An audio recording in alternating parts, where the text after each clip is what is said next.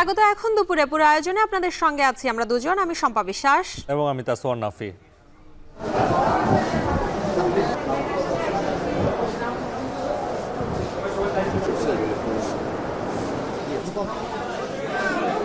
কত কষ্ট করে আসছি ভর্তি করানোর জন্য, আমরা তো কেন পাবো না? আমরা ভূগোল দিতে ভুগতেছি, এইটার জন্য আমরা কি দোষ করছি? রক্তক্ষরণ অপারেশন করবে সারা একজনও নাই, ওটির ভিতরে ঢুকেছে কেউই নাই। আমাদের সবকিছু নিরাপত্তা নিশ্চিত করতে হবে এবং আমরাও কর্মবিরতি দিতে চাই যদি আমাদের দাবি না মেনে নেয়। আমরা আজকে থেকে কর্মবিরতিতে যাচ্ছি। সারা বাংলাদেশের সমস্ত চিকিৎসক, সরকারি বেসরকারি সবাই অনতিবিলম্বে 24 ঘন্টার মধ্যে যারা আক্রমণ করেছে আমাদের চিকিৎসকদের উপরে তাদেরকে গ্রেপ্তার করতে হবে। সোমবার আমরা দেখছিলাম ঢাকা মেডিকেলের চিকিৎসক ও রোগীদের উপর হামলার প্রতিবাদে সারা দেশে কমপ্লিট শাটডাউনের ঘোষণা চিকিৎসকদের, এবং সেই সাথে যারা হামলা করেছেন তাদেরকে 24 ঘন্টার মধ্যে গ্রেপ্তারের দাবি জানিয়েছেন চিকিৎসকরা। এ নিয়ে এখন দুপুরে থাকছে বিস্তারিত।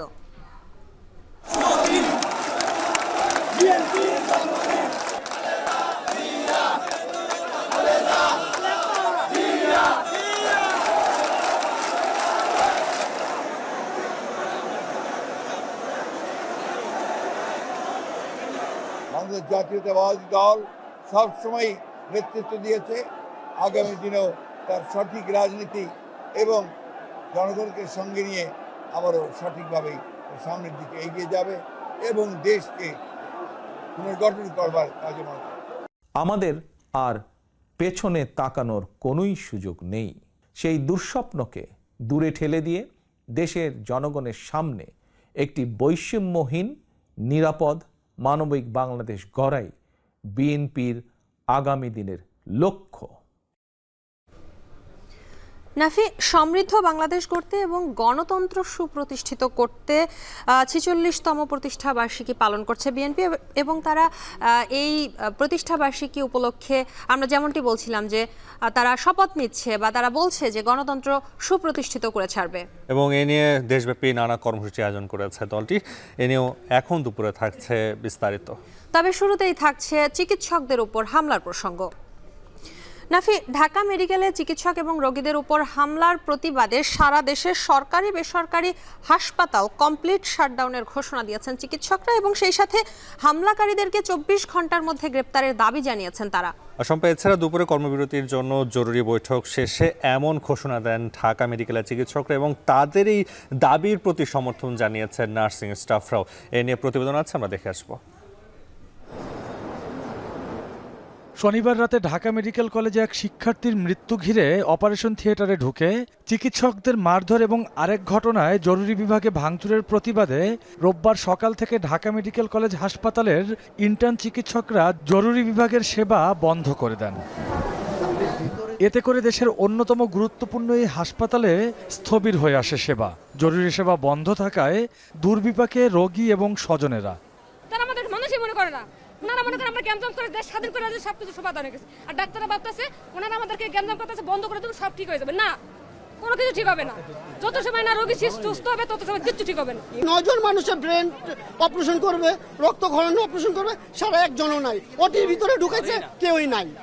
শনিবার রাতে ডাক্তারদের উপর হামলার ঘটনায় রোববার সকাল থেকেই কর্মবিরতিতে যান ইমার্জেন্সি ও ইন্টার্ন চিকিৎসকরা। 24 ঘন্টার মধ্যে হামলাকারীদের গ্রেপ্তার করার দাবি জানান তারা। পাশাপাশি তাদের নিরাপত্তা সহ কয়েক দফা দাবির কথা জানান চিকিৎসকরা। দাবি না মানা পর্যন্ত সারা দেশের সরকারি ও বেসরকারি হাসপাতালে শাটডাউন ঘোষণা দিয়েছেন ইন্টার্ন চিকিৎসকরা। আমরা আজকে থেকে কর্মবিরতিতে যাচ্ছি। সারা বাংলাদেশের সমস্ত চিকিৎসক, সরকারি বেসরকারি সবাই অনতিবিলম্বে 24 ঘন্টার মধ্যে যারা আক্রমণ করেছে আমাদের চিকিৎসকদের উপরে তাদেরকে গ্রেপ্তার করতে হবে। তাদের সাথে একাত্মতা প্রকাশ করেন ঢাকা মেডিকেলের নার্সিং স্টাফরাও। আমাদের সবকিছু নিরাপত্তা নিশ্চিত করতে হবে এবং আমরা যাতে সুন্দরভাবে ডিউটি করতে পারি, এবং ডক্টরদের সাথে আমরা একমত। তারা যেগুলো বলছে সবগুলো আমরা একমত, এবং আমরাও কর্মবিরতি দিতে চাই যদি আমাদের দাবি না মেনে নেয়। এ ঘটনার জেরে হাসপাতালে বাড়তি আইন শৃঙ্খলা বাহিনীর সদস্য মোতায়েন করা হয়েছে। রকিবুল রাহাত, এখন, ঢাকা।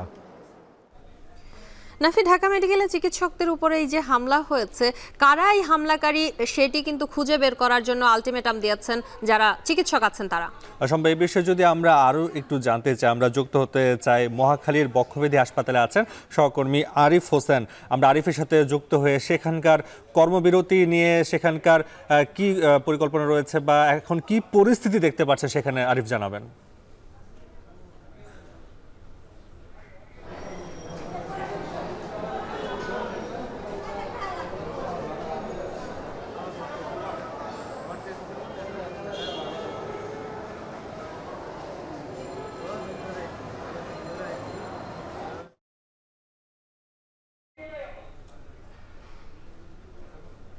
মুহূর্তে দাঁড়িয়ে আছি বক্ষব্যাধি নয়, আমরা ক্যান্সার হাসপাতাল দাঁড়িয়ে আছি। ক্যান্সার হাসপাতালের যেই দৃশ্য আপনাদেরকে দেখাবো, এখানে যারা ডাক্তার রয়েছে তাদের সাথে আমরা কথা বলেছিলাম। তারা বলছেন এই হাসপাতালে যারা রয়েছেন তারা গুরুত্বপূর্ণ পেশেন্ট, এবং নিচ থেকে আমরা দেখেছিলাম এমার্জেন্সিতে ঢোকার যেই রুমগুলো, অথবা আপনি দেখতে পাচ্ছেন পিছনে একটা বড় ভিড় দাঁড়িয়ে আছে। এই ভিড়ের সবাই কিন্তু ডাক্তার দেখাতে এখানে এসছেন, এবং কর্মবিরতি এখানে এখন পর্যন্ত নেই। কিছু নাফি, আমাদের সঙ্গে যুক্ত ছিলেন সহকর্মী আরিফ হোসেন, তিনি জানাচ্ছিলেন এই যে চিকিৎসকদের কর্মবিরতি সেই সম্পর্কে। এবার আমরা যেতে চাই ঢাকা মেডিকেলে, সেখানে ব্রিফিং চলছে, আমরা সেখানকে সরাসরি যুক্ত হতে চাই। এসে দাঁড়িয়েছি, আমরা আসলে এখানে আসার মতো কেউ না। আমরা বৈষম্য বিরোধী ছাত্র আন্দোলনের অ্যাক্টিভলি পার্টিসিপেট করেছি সবাই। আপনারা জানেন দুইবারের যে মব এসেছে, এই দুইবারের মবে আমরা চিকিৎসকরা নিজেরা কেউ 24 ঘন্টা, কেউ 36 ঘন্টা, কেউ 72 ঘন্টা করে ডিউটি করেছি।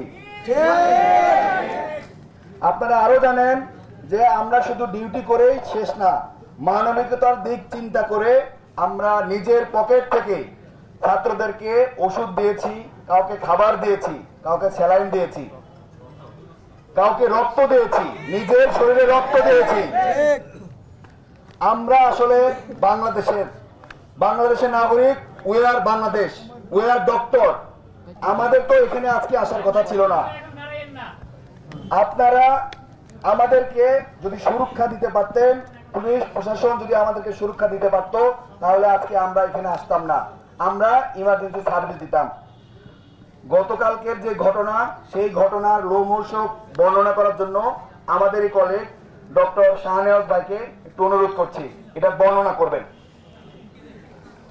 ধন্যবাদ ডক্টর আহাদ। আমি ডক্টর মোহাম্মদ শাহনেওয়াজ বিশ্বাস, আমি নিউরোসার্জন, আমি রেজিস্ট্রার হিসেবে নিউরোসার্জারি ডিপার্টমেন্টে আছি। ধন্যবাদ সাংবাদিক ভাইরা, ধন্যবাদ আমাদের যে ডক্টর আছে এবং অন্যান্য হেলথ সেক্টরে যারা আছে। আসলে খুবই দুঃখজনক আজকে আপনাদের সামনে আমরা উপস্থিত হয়েছি। আমি প্রথমেই বলে নিই, ডাক্তাররা আমরা আমাদের দেশের জনগণের এবং রোগীদের কোনো প্রতিযোগী না। আমরা তাদের ডাক্তার, আমরা তাদের সহযোগী, আমরা তাদের ব্যথায় সমবেদনা জানাই। অত্যন্ত দুঃখের সাথে বলতে হয় যে গতকালকে আমাদের নিউরোসার্জারি ডিপার্টমেন্টের 201 নম্বর ওয়ার্ড বিকেলে অ্যারাউন্ড 3টা, সাড়ে তিনটা হবে, এ সময় কিছু দুর্বৃত্ত, ছাত্রধারী কিছু দুর্বৃত্ত আমাদের 201 নম্বর ওয়ার্ডের ভেতরে ঢোকে। সেখানে এমার্জেন্সি রোগীর অপারেশন করার জন্য ডক্টর মাশরাফি অপারেশন থিয়েটারে ছিল। তাকে দুর্বৃত্তরা টেনে হিচড়ে বের করে এবং তাকে প্রহার করে। ডক্টর মাশরাফিকে সেভ করার জন্য ডক্টর ইমরান খুবই সিনসিয়ার একজন পোস্ট গ্র্যাজুয়েট ট্রেইনি, যে যদি তার যেদিন অ্যাডমিশন রোগী ভর্তি হয়, শনিবারে ইমরান হসপিটালে আসে, রবিবার সন্ধ্যায় চলে যায়, কোনো ফ্যামিলি লাইফ নেই, একটানা কাজ করে। এবং এটা শুধু ডক্টর ইমরানের ঘটনা না, প্রতিটা ট্রেইনি ডক্টর, প্রতিটা নিউরোসার্জন, প্রতিটা অর্থোপেডিক সার্জন, প্রতিটা ক্যাজুয়ালিটি সার্জন এইভাবেই সেবা দিয়ে থাকে। এবং বৈষম্য বিরোধী আন্দোলনের ক্ষেত্রে এই সেবার মান আরো অনেক বেড়ে গেছে। যেটা বলছিলাম যে ডক্টর মাশরাফিকে সেভ করার জন্য ডক্টর ইমরান ছুটে যায়, তখন দুর্বৃত্তরা ডক্টর ইমরানের উপরে প্রথমে ভার্বালি হ্যারাস করে। এইটা দেখে আমি পাশের অপারেশন থিয়েটার ক্যাথ ল্যাবে ছিলাম, আমি একজন নিউরোসার্জন, আমি ওদের চেয়ে একটু সিনিয়র, আমার দায়িত্ববোধ থেকে তাদেরকে সেভ করার জন্য এগিয়ে গিয়েছিলাম।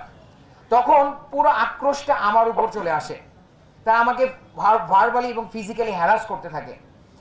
ইতিমধ্যে যেহেতু 40 জনের মতো হবে, 30-40 জন, একটা গ্রুপ ডক্টর ইমরানকে 201 নম্বর ওয়ার্ডের ভেতরে সিসিটিভি ক্যামেরা অফ করে তাকে বেধড়ক মারপিট শুরু করে এবং 201 নম্বর ওয়ার্ড থেকে টেনে হিচড়ে মারতে মারতে ডাইরেক্টর রুমে নিয়ে আসে, যেটা 201 নম্বর ওয়ার্ড থেকে ডিস্টেন্স প্রায় 200 মিটার বা 250 মিটারের মতো।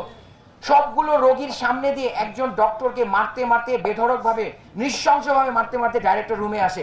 শুধু সেখানেই ক্ষান্ত হয় না, ডাইরেক্টর রুমে চেয়ারে বসিয়ে তাকে ফিজিক্যালি এবং ভার্বালি টর্চার করতে থাকে এবং আমাকে 201 নম্বর ওয়ার্ড থেকে আমাকেও টেনে ডাইরেক্টর রুমে নিয়ে আসা হয়। যেহেতু আমি ওদের দুজনের মধ্যে সিনিয়র ছিলাম, আমার কাছে তাদের দাবি দেওয়া পেশ করে যে তাদের রোগী মারা গিয়েছে, এখানে কার ভুল ছিল তদন্তাধীন একটা বিষয়।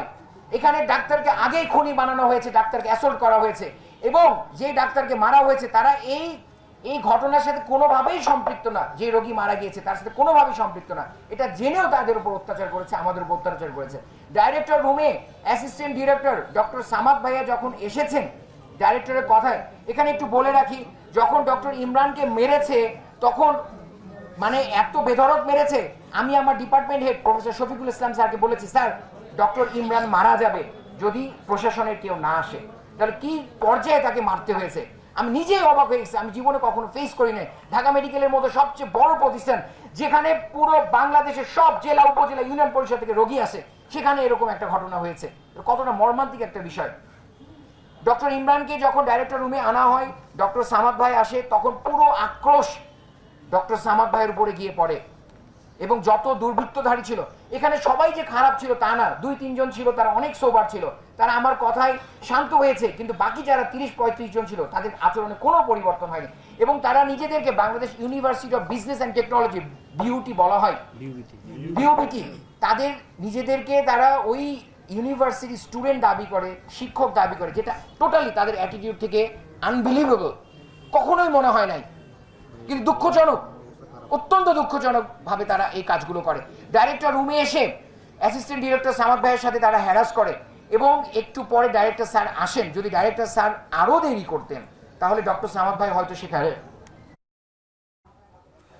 ঢাকা মেডিকেলে চিকিৎসকদের উপর হামলার প্রতিবাদে ডিএমসি চিকিৎসকরা কমপ্লিট শাটডাউনের ঘোষণা দিয়েছেন। এই বিষয়ে সেখানে ব্রিফিং করছিলেন চিকিৎসকরা, সেখানে এতক্ষণ আমরা যুক্ত ছিলাম। এই বিষয়ে যদি আমরা আরও জানাতে চাই, চট্টগ্রাম মেডিকেল থেকে জানাতে আমাদের সাথে এই মুহূর্তে যুক্ত হবেন ফয়সাল করিম, এছাড়া সিলেট ওসমানী মেডিকেল থেকে যুক্ত হবেন গোলজার আহমেদ। প্রথমেই যাচ্ছি চট্টগ্রামে ফয়সালের কাছে।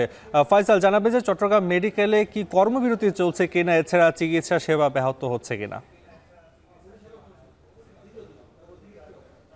চট্টগ্রাম মেডিকেল কলেজে আমরা 1 ঘন্টা ধরে অবস্থান করছি এবং এখানে যেটি দেখছি যে আসলে 1টার পর থেকে যারা ইন্টার্ন চিকিৎসক আছেন তারা ওয়ার্ড থেকে বেরিয়ে আসতে শুরু করেন এবং যারা নেতৃবৃন্দ আছেন, ইন্টার্ন চিকিৎসক নেতৃবৃন্দ, তারা জানিয়েছেন যে তারা কর্মবিরতিতে যাবেন কিনা সেই সিদ্ধান্তটি তারা নেবেন কিছুক্ষণ পরে। তারা চট্টগ্রাম মেডিকেল কলেজ হাসপাতালে যিনি পরিচালক আছেন তার সাথে একটি বৈঠকে বসবেন এবং বিভাগীয় প্রধান যারা আছেন তাদের নিয়ে বৈঠকটি হবে। সেখানে মূলত সিদ্ধান্ত হবে যে কেন্দ্রীয় কর্মসূচির সাথে মিল রেখে তারা কর্মবিরতিতে যাবেন কিনা। আর আমরা যেটি দেখি যে আসলে চট্টগ্রাম মেডিকেল কলেজ হাসপাতাল একটি টারশিয়ারি হাসপাতাল। চট্টগ্রাম ছাড়াও আশপাশের উপজেলা এবং বিভিন্ন জেলা থেকে কিন্তু এখানে রোগীরা আসেন। প্রায় 4 কোটি জনসংখ্যা কিন্তু এই হাসপাতালের উপর নির্ভর করে এবং এখানে কিন্তু প্রচুর চাপ থাকে। ধারণ ক্ষমতারও 3 থেকে 4 গুণ রোগী কিন্তু প্রতিদিন ভর্তি থাকে, অর্থাৎ বাড়তি একটা চিকিৎসকের প্রয়োজন এখানে হয়, যেটির অভাব পূরণ করে থাকেন কিছুটা ইন্টার্ন চিকিৎসকরা এবং চট্টগ্রাম মেডিকেল কলেজ হাসপাতালে 200 থেকে 250 ইন্টার্ন চিকিৎসক সেবা দিয়ে থাকেন।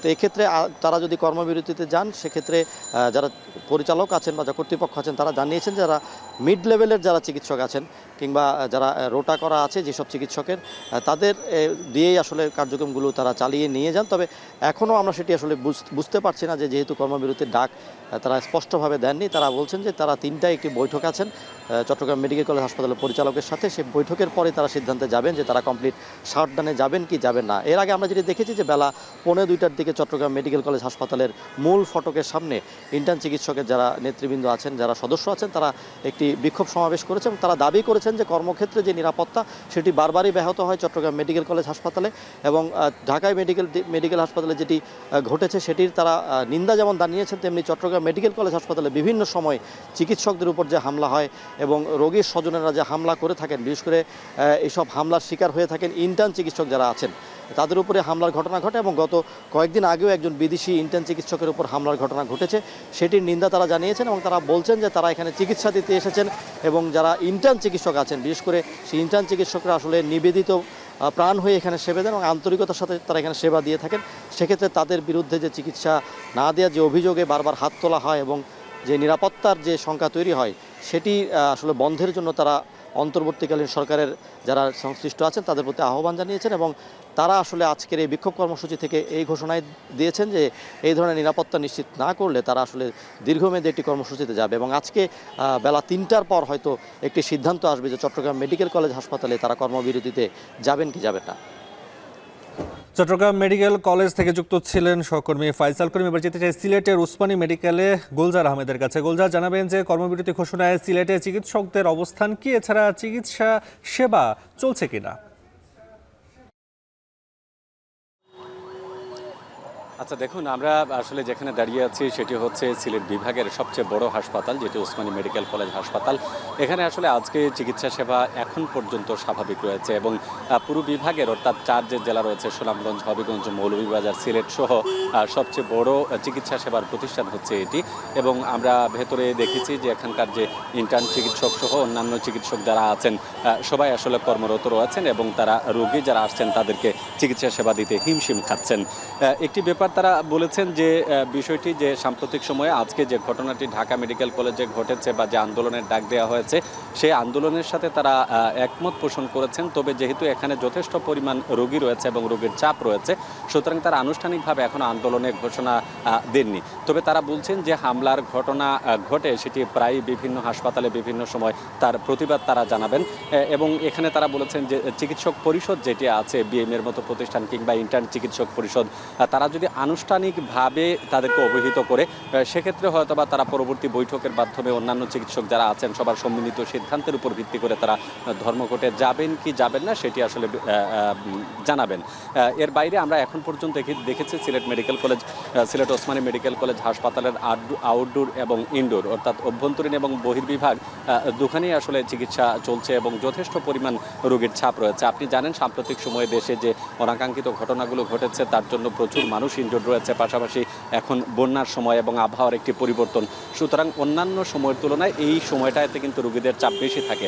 সুতরাং রোগীদের কথা চিন্তা করে এখন পর্যন্ত সিলেট ওসমানী মেডিকেল কলেজ হাসপাতাল কর্তৃপক্ষ তারা জানিয়েছে যে চিকিৎসা সেবা তারা অব্যাহত রেখেছেন এবং এটি চলমান থাকবে যদি না তাদের আনুষ্ঠানিক যদি সিদ্ধান্ত কেন্দ্রীয়ভাবে কোনো সিদ্ধান্ত না হয়।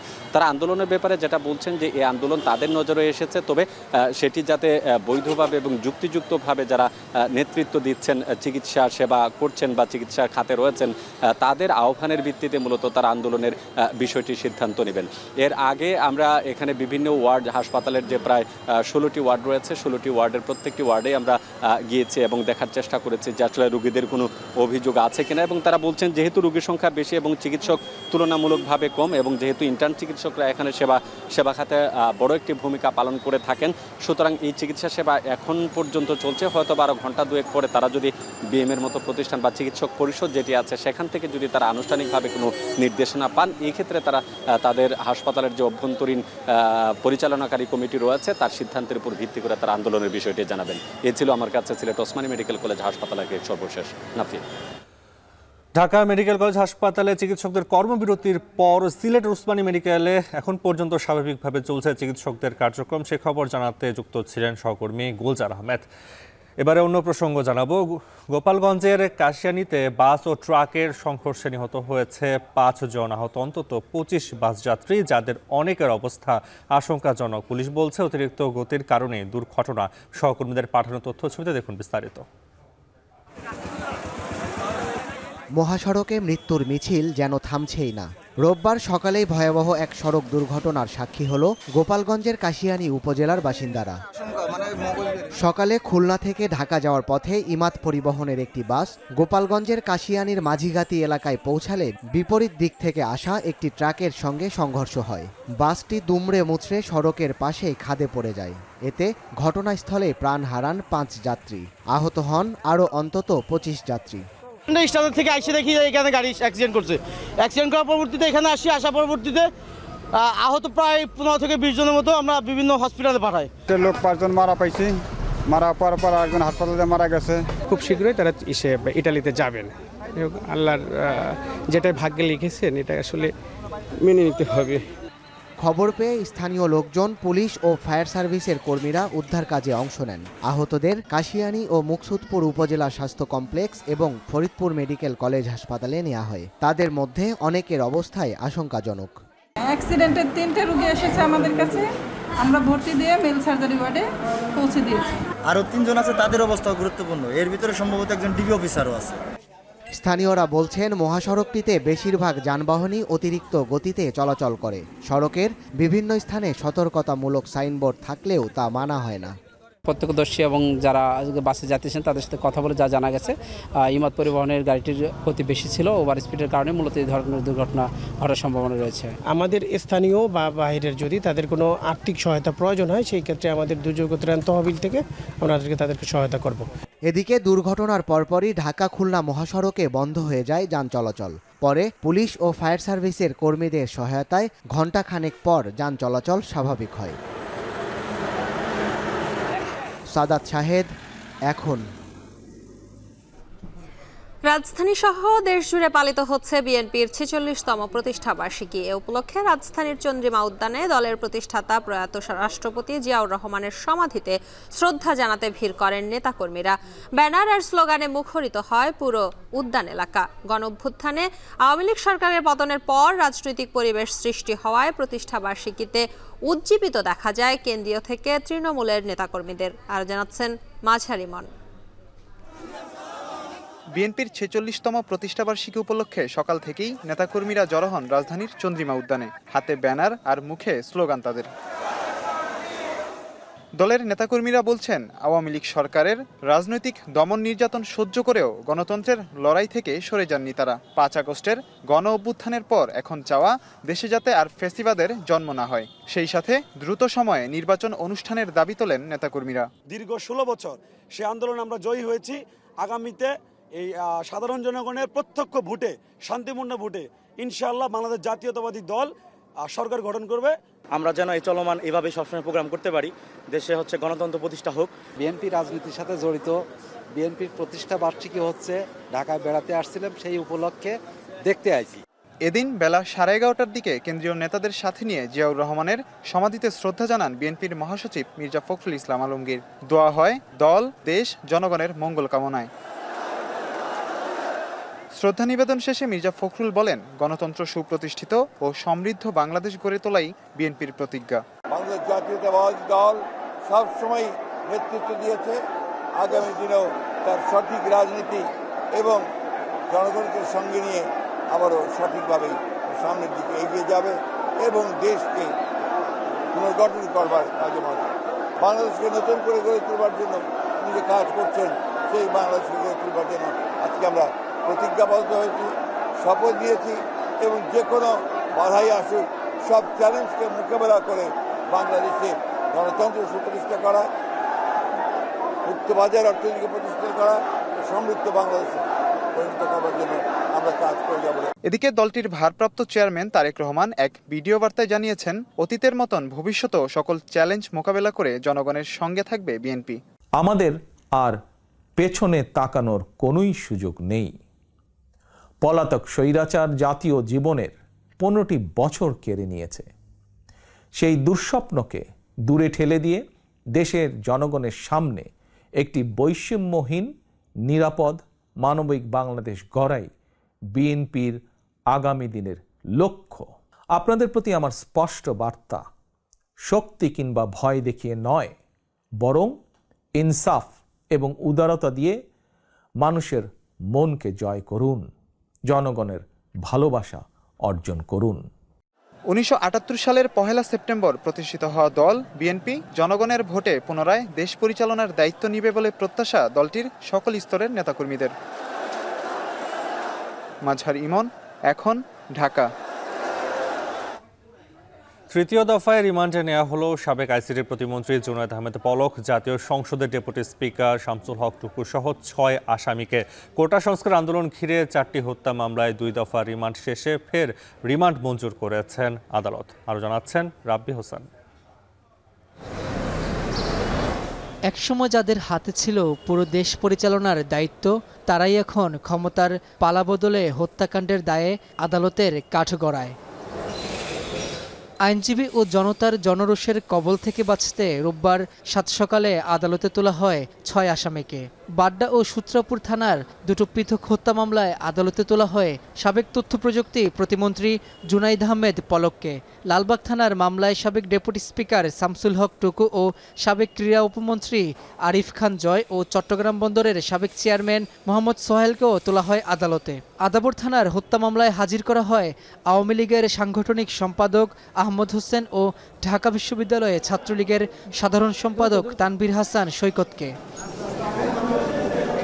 2 দফায় রিমান্ড শেষ হওয়া প্রত্যেককে রোববার নতুন করে গ্রেফতার দেখানো হয়। এরপর সকাল 6:30টায় আদালতে তুলে পুনরায় রিমান্ডের আবেদন করেন মামলাগুলোর তদন্তকারী কর্মকর্তারা। 2 পক্ষের শুনানি শেষে জুনাইদ আহমেদ পলককে 2 মামলায় 3 দিন করে 6 দিন ও বাকিদের 3 দিন করে রিমান্ড মঞ্জুর করেন আদালত। যেহেতু 4টি থানার মামলায় আলাদা আলাদা নিহতের ঘটনা এবং আলাদা আলাদা ঘটনাস্থল, সকলেই গুলিবিদ্ধ হয়ে স্পটেই মারা গিয়েছেন এবং এই মামলার যে মদতদাতা উস্কানিদাতা তাদের সঠিক তথ্য উদ্ঘাটনের জন্য, গুলি চালানোর বিষয়ে তথ্য উপাত্ত পরিষ্কার হওয়ার জন্যই রাষ্ট্রপক্ষে বিজ্ঞ আদালত আলাদা আলাদাভাবে 4টি থানার মামলায় রিমান্ড চেয়েছিল। এই মামলায় আজকের জুনায়েদ আহমেদ পলক, যিনি সাবেক আইসিটি প্রতিমন্ত্রী, তার বিরুদ্ধে বিজ্ঞ আদালত সন্তুষ্ট হয়ে 2টি মামলায় 3 দিন করে মোট 6 দিন রিমান্ড মঞ্জুর করেন এবং অপর আসামিদের ব্যাপারে প্রত্যেকের বিরুদ্ধে 3 দিনের রিমান্ড বিজ্ঞ আদালত সন্তুষ্ট হয়ে মঞ্জুর করেন। এ সময় আসামি পক্ষের আইনজীবীরা রিমান্ড আবেদনের বিরোধিতা করে জামিন চান। আইন ও আদালতের যে একটা প্রতি শ্রদ্ধা মানুষের, সেটা বেড়ে যাবে যখন ন্যায় বিচার প্রতিষ্ঠা হবে। আমরা আইনজীবী হিসাবে, আইনের ছাত্র হিসাবে আমরাও চাই যে আইনের শাসন প্রতিষ্ঠিত হোক, যারা প্রকৃত অপরাধী তারা সাজা পাক এবং যারা ঘটনার সাথে জড়িত না তারা যাতে কোনো ক্রমে এই মামলার আসামি না হয়। রিমান্ড মঞ্জুর শেষে জিজ্ঞাসাবাদের জন্য তাদের আবারও পুলিশ হেফাজতে নেওয়া হয়। রাব্বি হোসেন, এখন, ঢাকা। মার্কেন্টাইল ব্যাংকের পরিচালনা পর্ষদ ভাঙা নিয়ে 2 গ্রুপের অস্থিরতা চলছে। এ বিষয়ে বিস্তারিত জানাতে মতিঝিলের দিলকুশায় আছেন সহকর্মী সেলিয়া সুলতানা, যুক্ত হচ্ছি তার সঙ্গে। সেলিয়া, এই মুহূর্তে ব্যাংকটিতে কি পরিস্থিতি বিরাজ করছে, পাশাপাশি ব্যাংক পাড়ার খবরাখবর জানাবেন।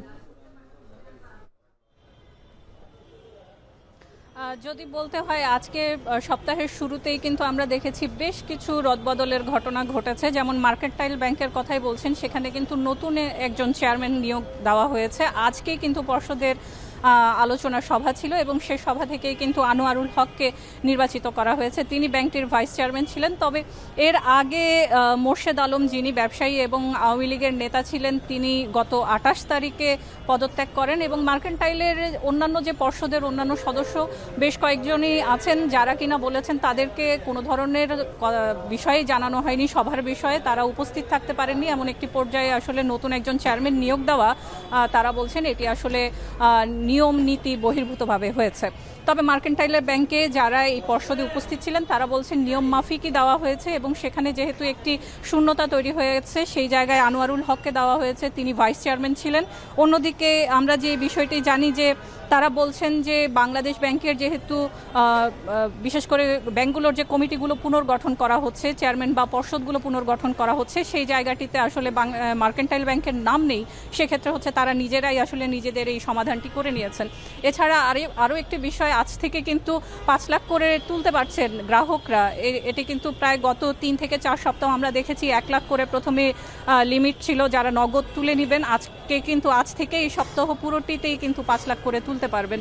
এছাড়া অন্যান্য যে রদবদলগুলো হয়েছে, আপনারা জানেন যে 6 থেকে 7টি ব্যাংকে এরই মধ্যে বাংলাদেশ ব্যাংক রদবদল করেছে।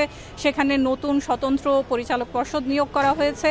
আর অন্যদিকে বাংলাদেশ ব্যাংকে আজকে আমরা দেখেছি IMF-এর যে কান্ট্রি ডিরেক্টর, তিনি কিন্তু এসে এখানে আলোচনা করেছেন।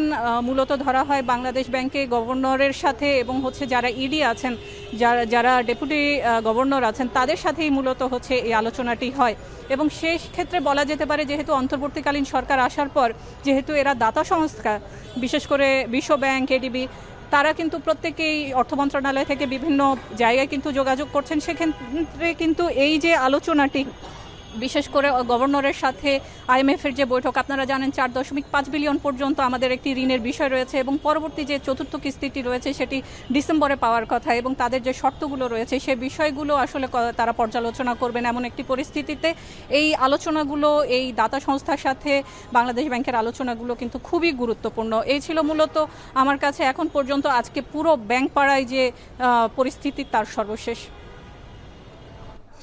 ব্যাংক পাড়ার খবরাখবর জানাচ্ছিলেন সহকর্মী সেলিয়া সুলতানা। এখন দুপুরে নিচ্ছি ছোট্ট একটা বিরতি, ফিরছি একটু পর।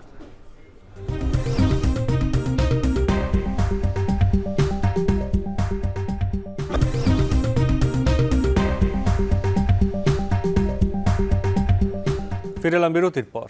আপনারা দেখছেন এখন দুপুর। কুমিল্লা থেকে বন্যার পানি নেমে যাওয়ায় দৃশ্যমান হচ্ছে বসতভিটা, ফসলি জমির ক্ষয়ক্ষতির চিত্র, বাড়ছে পানিবাহিত রোগবালাই। বন্যার ক্ষয়ক্ষতি ও ভোগান্তির আরো খবর জানাতে কুমিল্লার বুড়িচং এলাকা থেকে যুক্ত হচ্ছেন সহকর্মী খালেদ সাইফুল্লাহ। খালেদ, বন্যায় কুমিল্লার ক্ষয়ক্ষতির চিত্র কেমন দেখছেন? পাশাপাশি জানাবেন পুনর্বাসন এবং কৃষকদের ঘুরে দাঁড়াতে কোনো উদ্যোগ চোখে পড়েছে কিনা।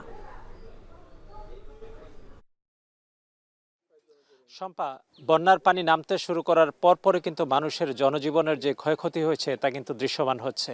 আমি কুমিল্লার বুড়িচং উপজেলার কিং বাজেহরা গ্রামে আছি। এখান থেকে খুব সামনেই কিন্তু বুরবুরিয়া, যেই জায়গাটিতে নদীর ভাঙন হয়েছিল।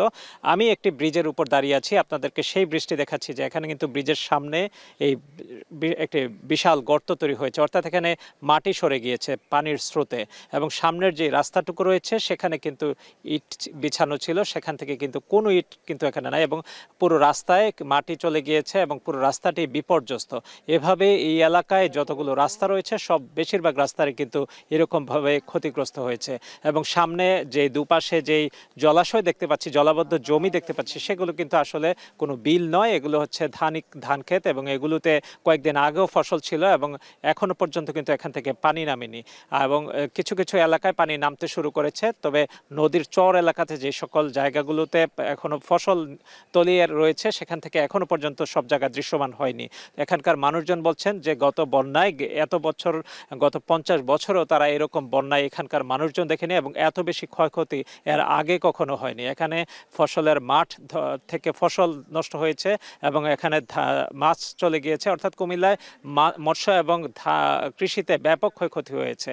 এখানকার যারা রয়েছেন কৃষকরা তারা বলছেন যে এখন তো মানুষজন ত্রাণ দিচ্ছে কিংবা খাবার পাচ্ছেন, কোনোভাবে তাদের দিন কেটে যাচ্ছে, কিন্তু আগামীর দিনগুলো তারা কিভাবে কাটাবেন, কারণ এই যে এখন ধান চাষের সময় সেটি কিন্তু শেষ হয়ে যাচ্ছে এবং আগামীতে কবে নাগাদ তারা আসলে এখানে আবার রোপণ করতে পারবেন এবং আবার সবজি ফলাবেন, সে পর্যন্ত তাদের যে অর্থ সেটি কিন্তু নষ্ট হয়ে গেছে।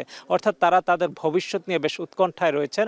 এখন পর্যন্ত তাদেরকে পুনর্বাসন করার কোনো দৃশ্য কিন্তু এখনো দৃশ্যমান হয়নি। তবে কৃষি বিভাগ বলছে তাদেরকে বীজ তোলার মাধ্যমে তাদের কাছে বীজ পৌঁছানো এবং তাদেরকে পুনর্বাসন করার জন্য তারা বিভিন্ন রকম উদ্যোগ নিয়েছেন, তেমনি মৎস্য বিভাগ, জেলা প্রশাসনও উদ্যোগ নিয়েছেন। তবে এখানকার নদী পাড়ে যে সকল ঘরবাড়ি ভাঙনের শিকার হয়েছে সেগুলোকে আবার অনেকের বাড়ি চলে গিয়েছে, অনেকে অপেক্ষা করছেন যে তাদের পাশে যেভাবে ত্রাণ নিয়ে মানুষ সহযোগিতার হাত বাড়িয়েছিলেন কোনোভাবেই হয়তোবা তারা আবার ঘুরে দাঁড়াবেন, সেই প্রত্যাশা করছে নদী পাড়ের ক্ষতিগ্রস্ত বানভাসী মানুষজন। শম্পা, কুমিল্লা থেকে বন্যার পানি নামতে শুরু করেছে, এতে দৃশ্যমান হচ্ছে বিভিন্ন স্থানের ক্ষয়ক্ষতির চিত্র। সেই খবর জানাচ্ছিলেন সহকর্মী খালেদ সাইফুল্লাহ।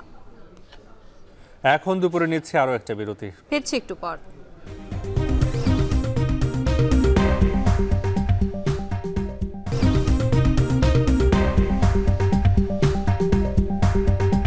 ফিরে এলাম বিরতির পর। আপনারা দেখছেন এখন দুপুর।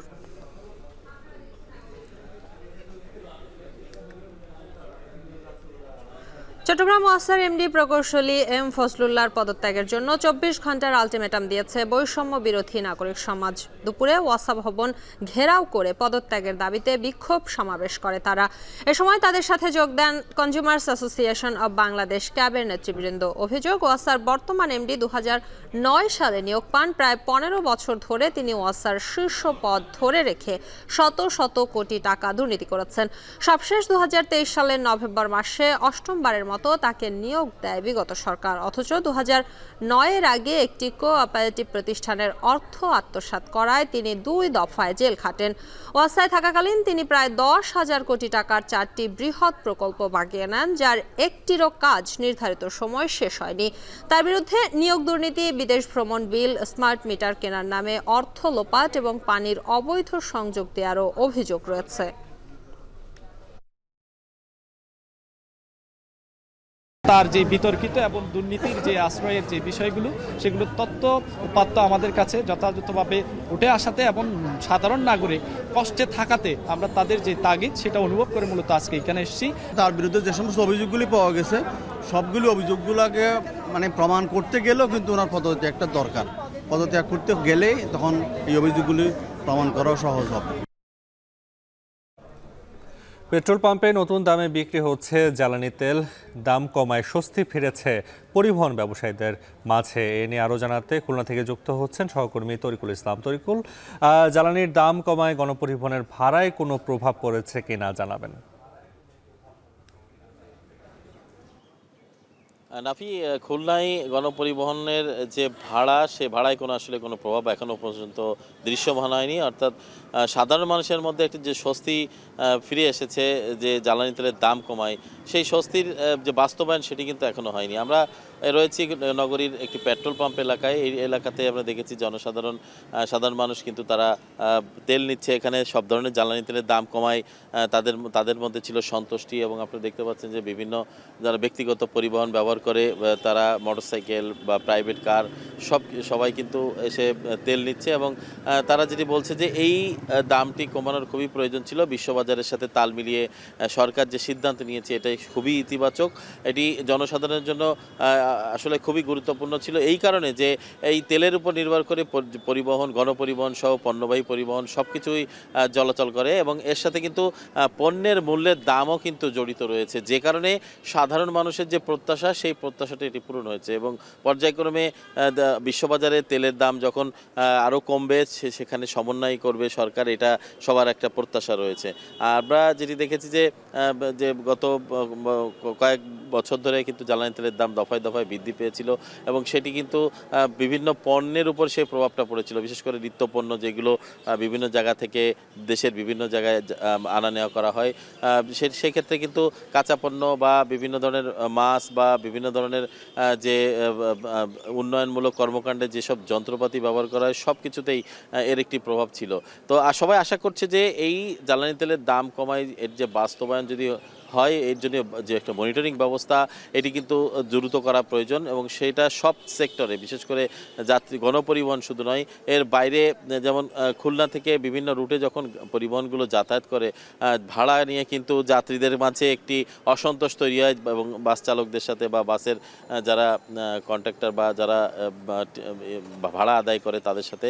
তো সেই জায়গাটায় কিন্তু বাস্তবায়নটা অত্যন্ত জরুরি এবং সেটি সমন্বয় না করলে কিন্তু সেই আগের জায়গায় কিন্তু থাকবে সেই গণপরিবহনের যে সেবাটা। তো সব মিলিয়ে আমরা নাফি সকাল থেকে দেখেছি যে বিভিন্ন পরিবহন এখান থেকে তারা জ্বালানি তেল সংগ্রহ করছে এবং তারা আগের থেকে কম দামে পেয়ে তারা কিন্তু সন্তুষ্ট প্রকাশ করেছে। সব মিলিয়ে ছিল আমার কাছে খুলনা থেকে জ্বালানি তেলের দাম যে কমেছে এবং তার যে প্রভাব, তার সর্বশেষ খবর। জ্বালানি তেলের দাম কমার প্রভাব কেমন পড়েছে সে খবর জানাতে খুলনা থেকে যুক্ত ছিলেন সহকর্মী তরিকুল ইসলাম। এখন দুপুরে পর্যায়ে নিচ্ছি আরও একটি বিরতি, ফিরছি কিছুক্ষণ পরেই।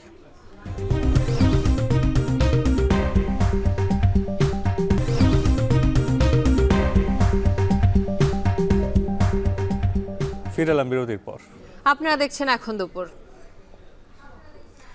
পূর্বাঞ্চলে শেখ হাসিনা নামে স্টেডিয়াম নির্মাণের প্রক্রিয়ায় দুর্নীতির অভিযোগ উঠেছে। রাজুক থেকে ক্রীড়া মন্ত্রণালয়ের বরাদ্দ পাওয়া ৩৯ একর জমিতে নিয়ম নীতির তোয়াক্কা না করেই কাজ শুরু করে বিসিবি। প্রকল্পে ৯০০ কোটি টাকা ব্যয় নির্ধারণে ছিল নানা অনিয়ম। এরই মধ্যে পূর্বাঞ্চলে নির্মাণাধীন এই ক্রিকেট স্টেডিয়ামের কাজ বন্ধ করে দিয়েছে ক্রিকেট বোর্ডের নতুন কমিটি। আরও জানাচ্ছেন তাসওয়ান নাপ্পি। দেশের ক্রিকেট ইতিহাসে সবচেয়ে বড় আকর্ষণ নিয়ে কাজ শুরু হয়েছিল পূর্বাঞ্চল ক্রিকেট স্টেডিয়ামের। তবে শেখ হাসিনার নামে প্রস্তাবিত এই স্টেডিয়াম তৈরির পুরো প্রক্রিয়া নিয়ে এখন উঠেছে নানা অনিয়মের অভিযোগ। সরকার পরিবর্তনের পর থেকেই বিসিবিতেও এসেছে পরিবর্তন, আর এতেই বেরিয়ে আসছে ক্রিকেট বোর্ডের নানা দুর্নীতির ঘটনা। পূর্বাঞ্চলের নতুন শহর নির্মাণ প্রকল্পে রাজুক থেকে ৩৯ একর জমি পায় যুব ও ক্রীড়া মন্ত্রণালয়। গঠনতন্ত্র অনুযায়ী অবকাঠামো উন্নয়নের দায়িত্ব পাওয়ার কথা জাতীয় ক্রীড়া পরিষদের, কিন্তু সেই নিয়মের তোয়াক্কা না করে দায়িত্ব নেয় তৎকালীন ক্রিকেট বোর্ড। তবে এ ব্যাপারে কতটা অবগত জমি বরাদ্দকৃত প্রতিষ্ঠান রাজধানী উন্নয়ন কর্তৃপক্ষ? বরাদ্দ যখন দেওয়া হয়েছিল সেটি যুব ক্রীড়া মন্ত্রণালয়কে বরাদ্দ দেওয়া হয়েছিল। এটাই আমরা এ পর্যন্ত পেয়েছি। এটি জাতীয় একটি বিষয়, আর পূর্বাঞ্চল প্রজেক্টটি অত্যন্ত গুরুত্বপূর্ণ একটি প্রজেক্ট রাজুকের জন্য। এই জায়গাটিতে যে কোনো ধরনের অনিয়ম যদি কোনো ক্ষেত্রে থাকে তো সেটা নিশ্চয়ই সরকারের নির্দেশনা থাকবে। স্টেডিয়াম তৈরির দায়িত্ব পাওয়ার পরও থেমে থাকেনি ক্রিকেট বোর্ডের অনিয়ম। শুরু হয় স্টেডিয়ামকে পুঁজি করে আর্থিক দুর্নীতি। পরামর্শক নিয়োগের প্রস্তাবনা দেয় ক্রিকেট বোর্ড। সেখানে কোম্পানির যে যোগ্যতা থাকতে হবে তার জন্য জুড়ে দেয়া এমন 4 শর্ত যা দেশি কোনো নকশা প্রস্তুতকারী প্রতিষ্ঠানের পক্ষে পূরণ করা কঠিন ছিল। তাই দায়িত্ব দেওয়া হয় অস্ট্রেলিয়ান ব্যয়বহুল নকশা প্রস্তুত প্রতিষ্ঠান পপুলাসকে। অভিযোগ আছে এখানেও বিসিবির কয়েকজন পরিচালক নেন বাড়তি আর্থিক সুবিধা। বাংলাদেশের সকল ক্রীড়া স্থাপনার নির্মাণ, সংস্কার, শোভাবর্ধন পুরো কাজটাই করবে জাতীয় ক্রীড়া পরিষদ। জাতীয় ক্রীড়া পরিষদ একটাকে কেন আপনি নিজেরা স্টেডিয়াম নির্মাণ করবেন? এখানে প্রকল্প পরামর্শক অস্ট্রেলিয়ার পপুলাস কোম্পানিকে দেওয়া হয়েছে নিয়োগ। তাদের পিছনে $6.95 বিলিয়ন শুধু পরামর্শ খাতে খরচ হয়েছে। 6 পরিচালক এবং 3 কর্মকর্তা কর্মচারী, তাদেরকে এই পপুলাস তাদের অর্থায়নে অস্ট্রেলিয়ার সফর করিয়েছে 5 দিন। নাজমুল হাসান পাপনের অনুগত পরিচালনা পর্ষদের করা এত দুর্নীতির অভিযোগে অবশেষে বন্ধ করে দেয়া হয় পূর্বাঞ্চল স্টেডিয়ামের কাজ। তবে বাজেটের কিছু অংশ ব্যয় করার কারণে এখানে 2টি মাঠ প্রস্তুত করে ব্যবহার করার কথা জানায় ক্রিকেট বোর্ড সভাপতি। এই মাঠটা আমরা দেখতে যাচ্ছি সবাই মিলে, তার কারণ হচ্ছে এখানে আমাদের যেটা আমরা বলেছি যে টাকাটা খরচ হয়েছে, আমরা চেষ্টা করছি পুরাটা তো আপনি 100% ওইটার পুরাটা ফুলফিল হবে না, কেন আপনি জানেন প্রজেক্টটা অনেক বড় ছিল। ওখান থেকে এখন আমরা এটা ছোট হয়তোবা মাঠ প্রথম শুরু করব। পূর্বাঞ্চল স্টেডিয়াম ছাড়াও বিসিবির নানা অবকাঠামোগত উন্নয়ন, ব্যাংকের এফডিআর সহ অনেক আর্থিক অভিযোগ প্রমাণে দুর্নীতি দমন কমিশনের দ্বারস্থ হবেন ক্রিকেট বোর্ড, এমনটাই জানান বিসিবি বস। তাসওয়ান নাফি, এখন, ঢাকা। শেষ করছি এখন দুপুর। এখন টেলিভিশন ওয়েবসাইটে দেখতে ভিজিট করুন www.ekhon.tv। এছাড়া এখন টেলিভিশন ফেসবুকে দেখতে ভিজিট করুন facebook.com/tv.ekhon এবং ইউটিউবে এখন টেলিভিশন দেখতে ভিজিট করুন youtube.com/c/ekhon tv।